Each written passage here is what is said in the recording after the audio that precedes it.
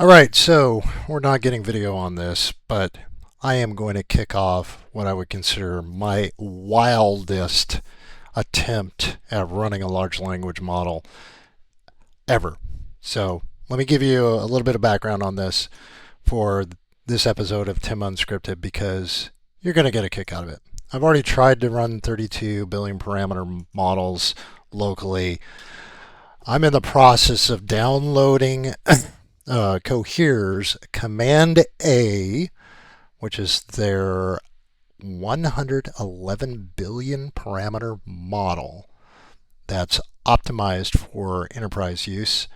And one of the things that they tout on this on Olama's website is the fact that it can run all of this on just 2 GPUs. Now, you can see by the amount of time that it's taking to download this model, this is going to be a fairly long process.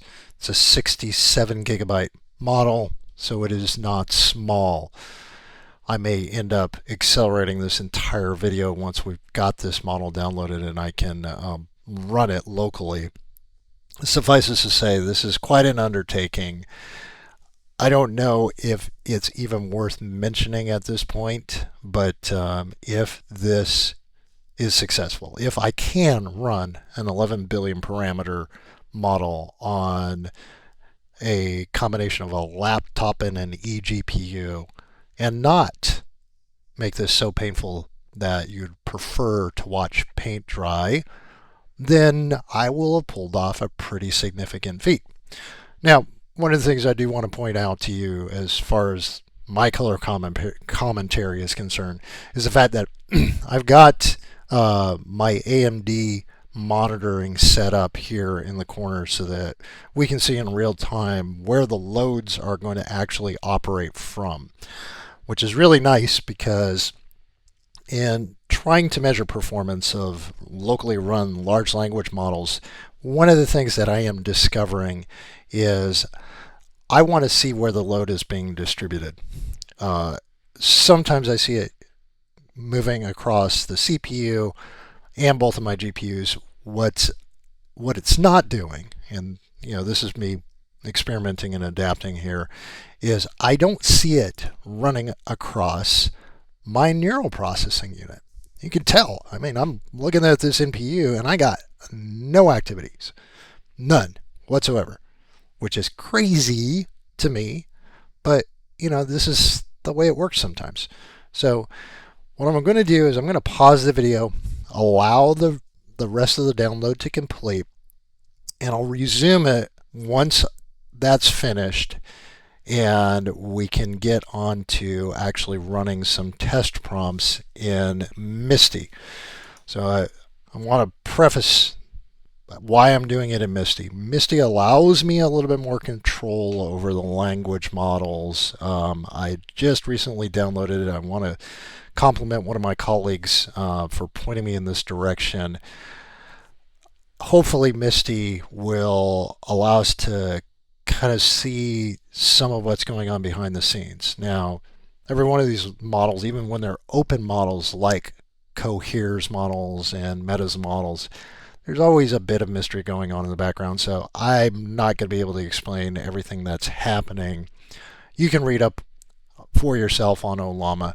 I will say this: if we're in a good position where it is actually offloading across all the GPUs and using the neural processing unit, the NPU, this is one of those models that you might want to consider using yourself. Now, I want to preface all of this by saying, if you don't have the hardware, don't invest the time experimenting. It's not going to be fruitful. But the choice is yours. I'm just making that suggestion. So, I'll catch you once this is completely downloaded and I've configured it for use in Misty, and we'll go from there. Talk to you in a little bit. All right, so we're back. Got just over 20% to go. one of the things I thought I would do is I would ask my buddy over here at Perplexity, uh, will this crush my GPU and NPU processors?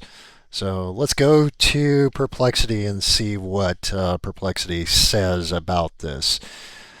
By the way, I consider myself a tool orchestrator. I use a bunch of AI tools in the process of coming up with solutions.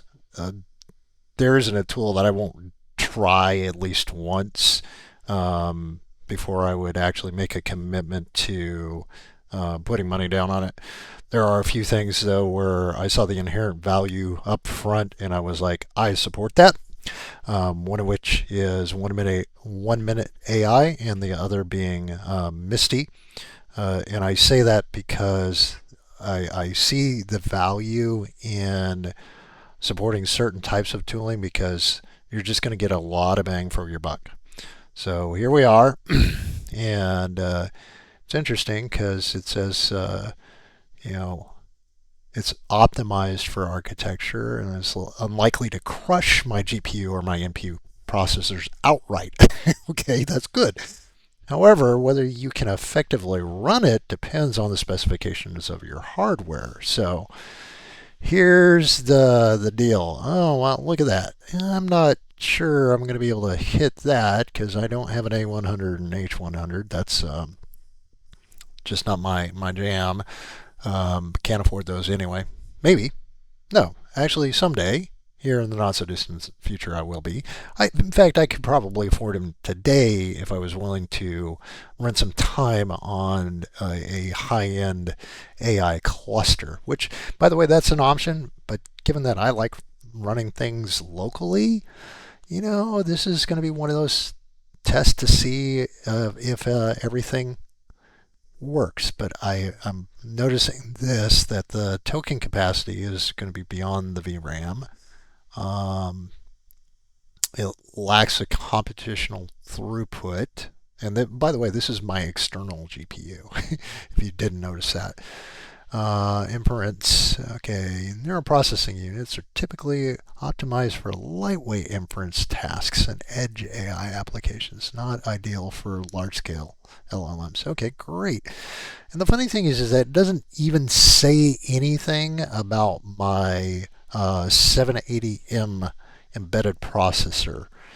Uh, so the embedded AMD processor is not even mentioned in this. Which is where I think notionally, and we'll test this. This is one of those deals where we're gonna see how well or poorly this thing works. So this is where I would expect most of the heavy lifting to occur between the integrated GPU and the CPU. Just knowing what I know and looking at past runs with other models. So you can see we're nearly finished with the download. Olama is doing the validation step now. So we should be off to the races here fairly soon. So I'm not going to bore you with the details because I probably have some directory changes that I need to do in order to make this work, given that I do have most of my models stored on the 1X GPU hard drive. And by the way, that was a choice on my part, so I'm not going to lie. I felt that it was probably better to do that just because I wanted to really optimize what I was doing as far as making sure that all of the models are centrally stored, but more important that I could move off of one piece of hardware and onto another piece of hardware without much challenge.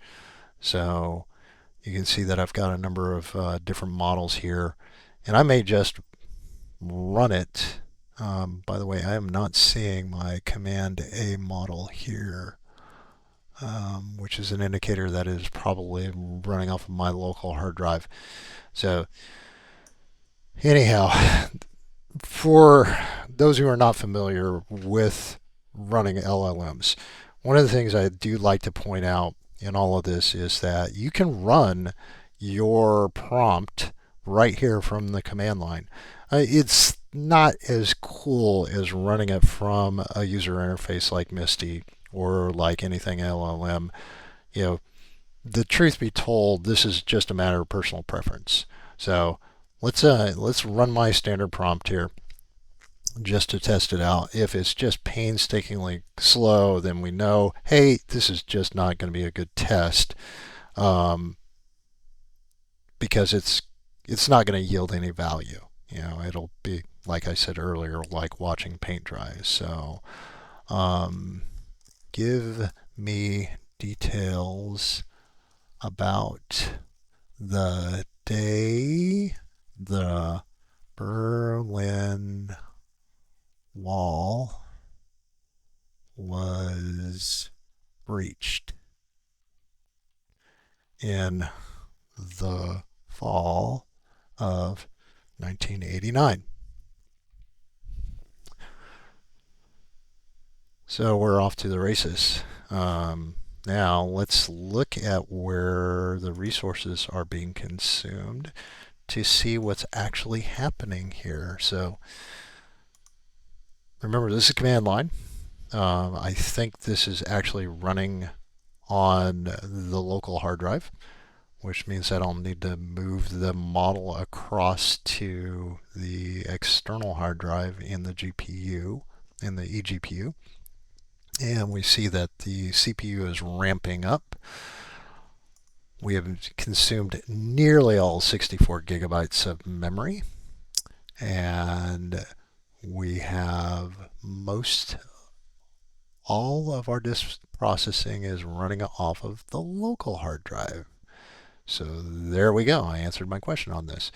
And we've got really no processing to speak of running on the external GPU, or on the external GPU over here, which is the 1X GPU, and everything GPU-wise is running over here. So, ooh, look, the first word.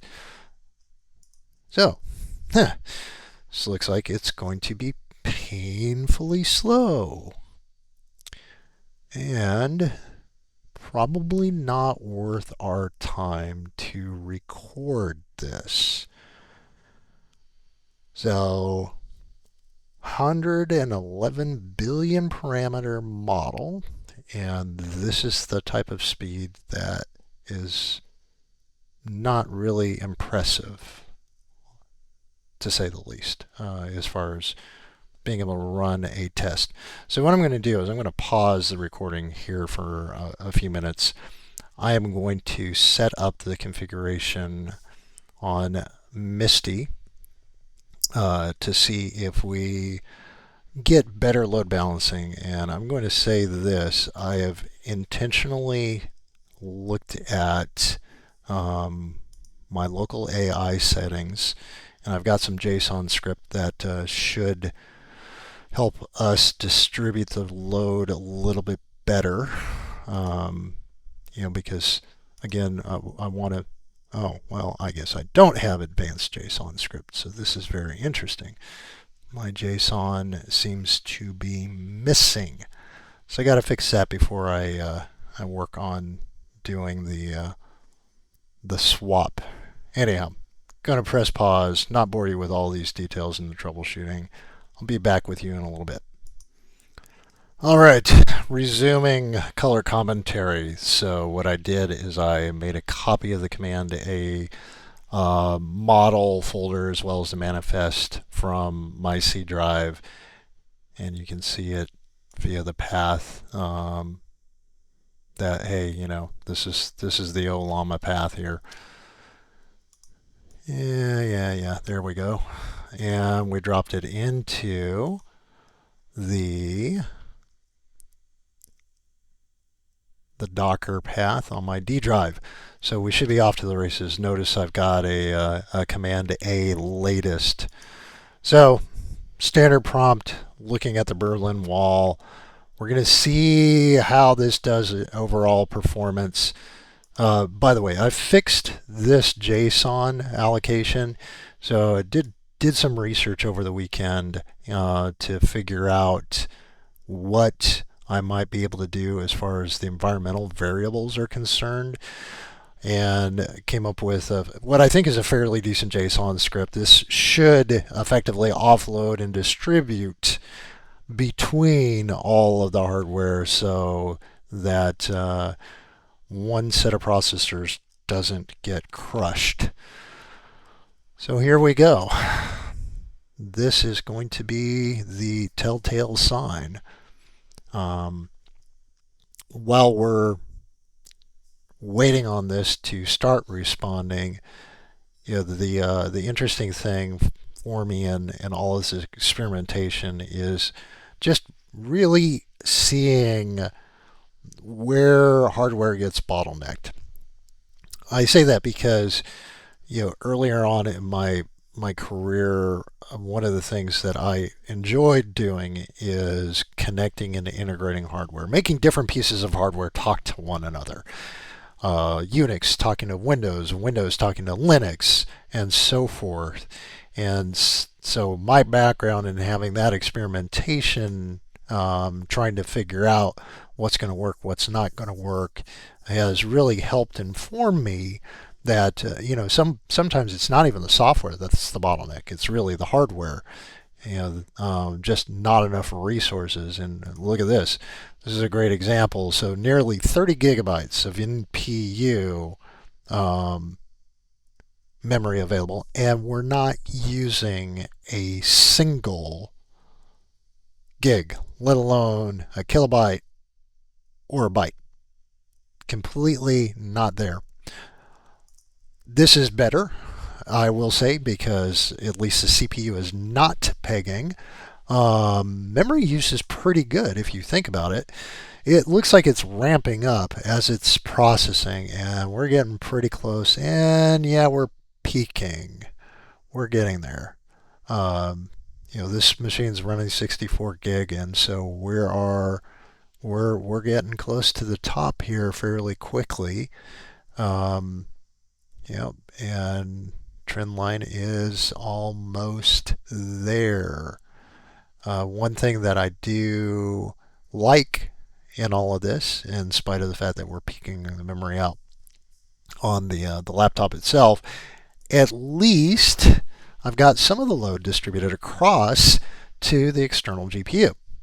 Now, how load balancing is working with running these large language models, I could not tell you. This is probably one of those areas of research that I should probably get a little bit deeper into. But I will say this: I can honestly note that I am much happier with the way that the JSON environmental variables are set up, because it is not just running things ragged with the CPU. Typically, I've seen the CPU spiking out fairly quickly. This time around, it's carrying a decent load. It's basically distributed about a third between the single CPU as well as both of the GPUs, the external GPU as well as the embedded GPU, which means there's good performance distribution with this particular model, even for as large as it is at 111 billion parameters. One of the things that I want to point out too here is that we're probably within a fairly decent temperature range for all of this hardware. The kicker for me is that the CPU hasn't even ramped up. It's running fairly lightly. I have not heard the internal fan kick up, which is really great. In fact, I may even turbocharge my GPU to see what that does, the external GPU, that is, and see if it gives us any additional horsepower, which I just did, and I don't know if that's going to have any impact on how quickly this processes. Oh, look, the first word is up, so we're now on. Okay, so unlike a reasoning model, typically we would see the process behind the scene by which Command A is going through in order to formulate its response. It's very interesting because for me, the reasoning models at least gives me a glimpse into the logic that the model is applying in order to craft its response. I don't know how you are, but for me, that's just a geeky point that's fun to note, and it makes it a little bit fun to watch these models go through all of the steps that they go through in order to take and synthesize a response based on our prompt. So notice I set a fairly significantly narrow parameter on this. I summarized the events of the day in 1989 around the Berlin Wall opening in Berlin, Germany, between East and West Germany. Again, this is a huge model. This is an enterprise grade model. This is one of Cohere's latest models. So while it is not being a resource hog, as you can see, it's making the best use of available resources. This is like watching paint dry because we only have 2 words rendered on the display. Suffice it to say, hardware is really not the bottleneck as much as just the token count and what all the combinations of hardware and software allow to be rendered, if that makes sense. And people who are smarter than me, if you're watching this video, please weigh in to describe what may actually be happening as far as the model is concerned. Clearly, it's not crushing the hardware. We see by looking at the resources, we've got good distribution. Memory is fairly maxed, but that's memory. I couldn't tell you what is really happening. In fact, look at this. So this is the 1x player drive that this model is being run off of, and there's not a whole lot of indicators that it's hairpinning on the hardware, but there's a bottleneck somewhere else. And again, size of the model, trillions of data points that it's been trained on. Suffices to say, if you want to experiment at home, do that at your own risk. I've done the heavy lifting on this. This model certainly is better for server-based processing, not a laptop and an eGPU, but fun experiment nonetheless for me. Just wanted you to see how this might look if you were to be bold, be brave, and invest 20 or more minutes of your day. Well, actually, in this case, it was more like an hour of my time just trying to make this thing work. Good news. Oh, look, it's November 9th. Sorry, squirrel.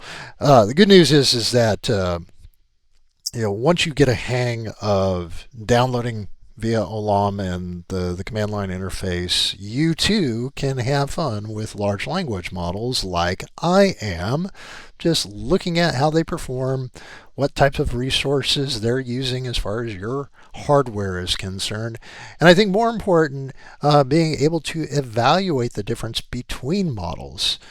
So, thank you for bearing with me on this magnificent drop of Tim Unscripted. I'm going to say goodbye for now. Hope you have fun. Experiment like a mad scientist. And I will be back on video when Camtasia is not failing me with an SDK error soon. Take care. And another drop. Tim Unscripted. Complete.